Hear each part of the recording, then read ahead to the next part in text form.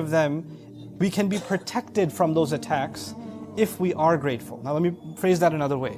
He said to Allah, I will attack them from 4 sides, and I'll prove to you that they're not grateful.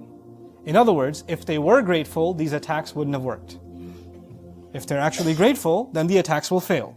If they have shukr, they're not going to succeed.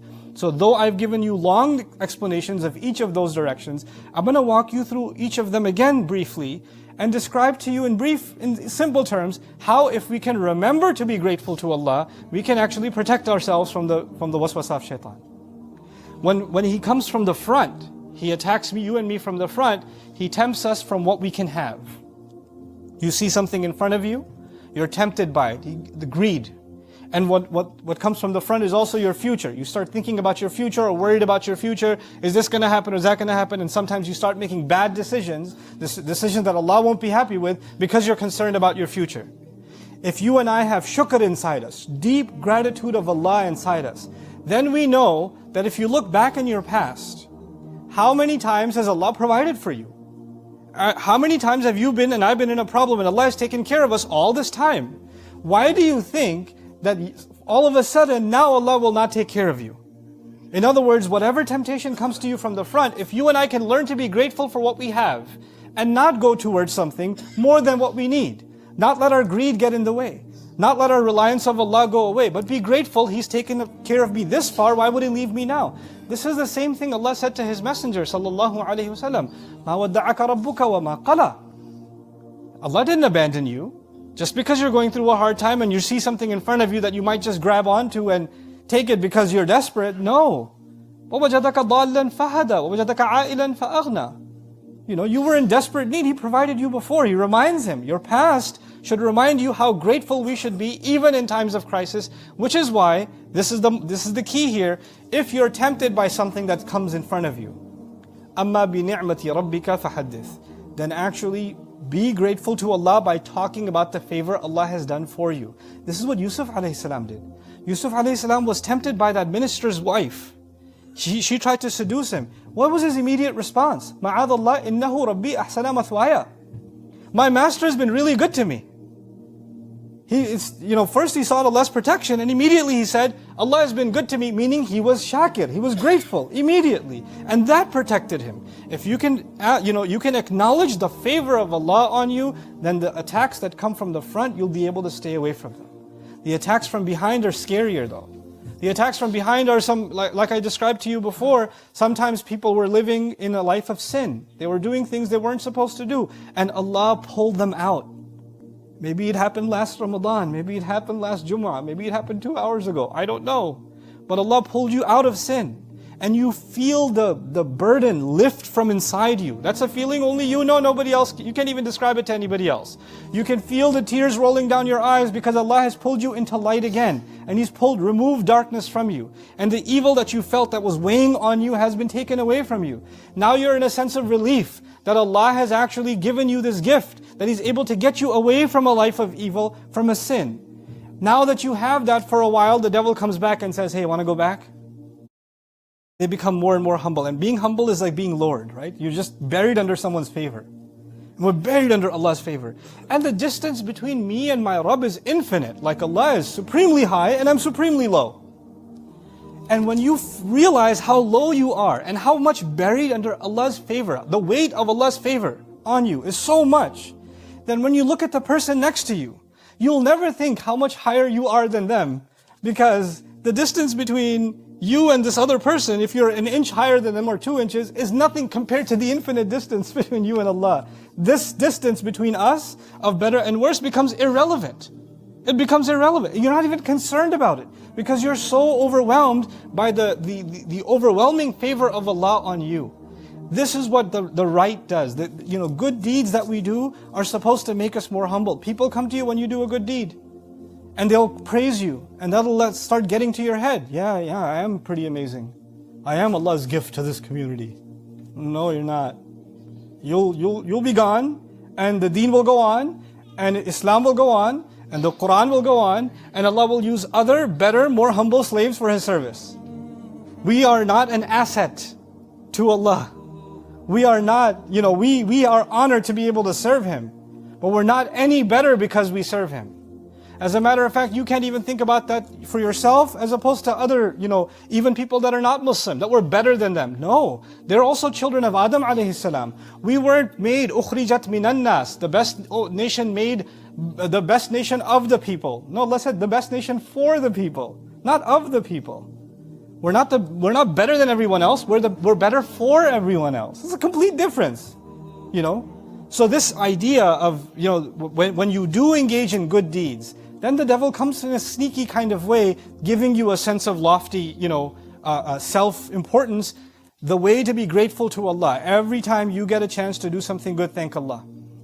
Every time. And the gratitude, this litmus test that I have for myself, and I recommend for all of you, when you do something for somebody else, when you teach somebody else, when you give sadaqah to somebody else, when you help somebody else, somebody needed to move from their apartment, you helped them move furniture, somebody needed to learn some Qur'an, you taught them Qur'an, you did whatever service for other people, and they don't appreciate you.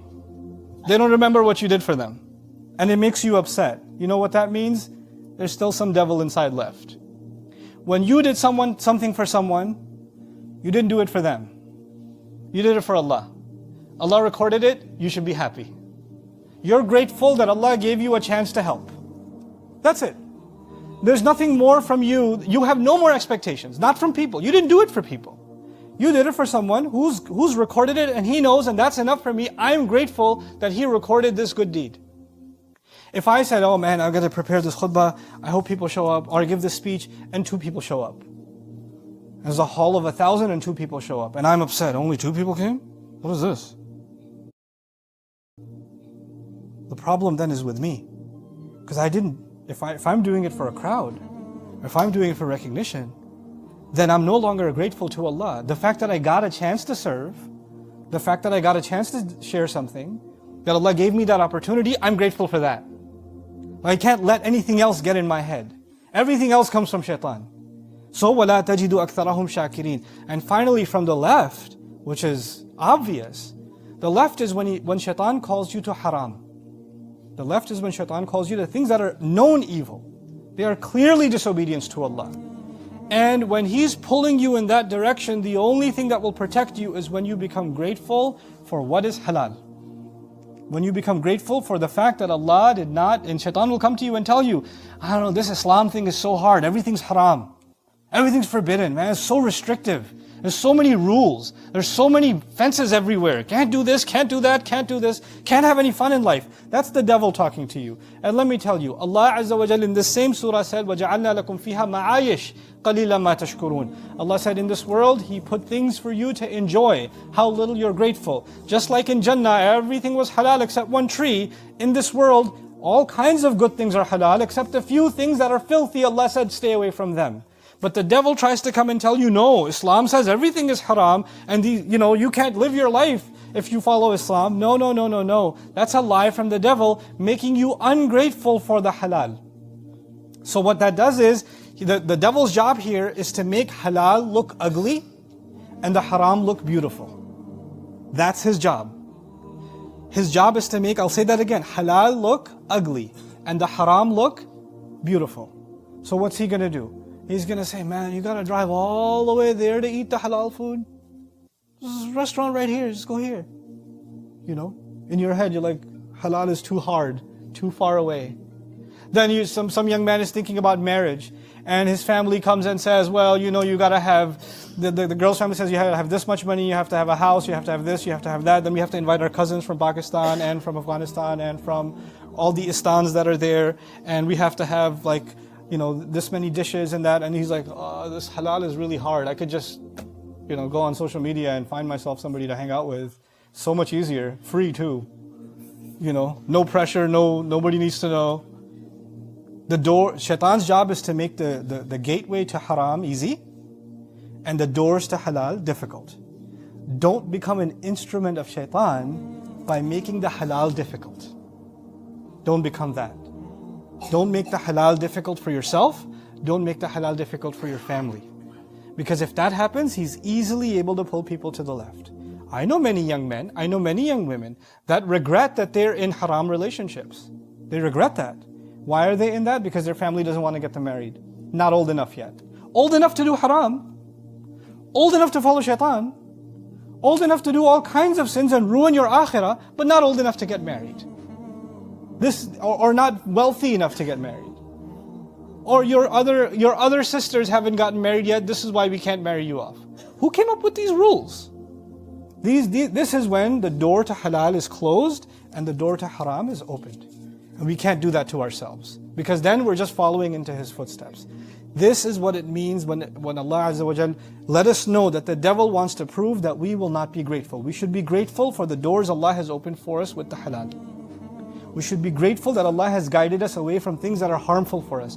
Anything that Allah made haram has to be harmful for us. That's the only reason it's haram. يُحَرِّمُ عَلَيْهِمُ الْخَبَائِثِ He only made haram for you things that are filthy, that are actually hurtful for you. Just like you wouldn't eat filth. Just like you wouldn't consume filth. Just like you wouldn't bathe in filth. You can't engage in filth and not get sick, not get dirty. Not get contaminated. That's the purpose of it. And we have to be grateful for that guidance that Allah Azza wa Jal has given us. I pray that Allah Azza wa Jal sincerely makes all of us grateful human beings. And that Allah Azza wa Jal strengthen the bond that we have with Him and with His Word. And give us the strength through His Word to be able to fight all kinds of whispers of the devil. Barakallahu li wa lakum fil Qur'an al-Hakim. Wa nafa'ani wa iyyakum bil ayati wa dhikr al-Hakim.